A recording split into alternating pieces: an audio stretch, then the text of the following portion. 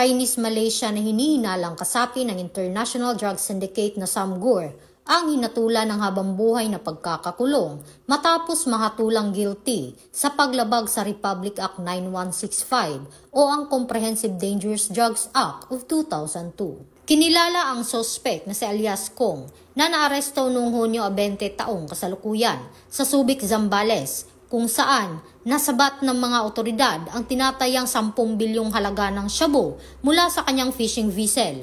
Ayon sa PDEA, ang grupong Samgur ay responsable sa pagtatapon ng malalaking bulto ng shabu sa karagatan ng Bataan, Batanes, Cagayan, Ilocos Norte, Ilocos Sur at Pangasinan.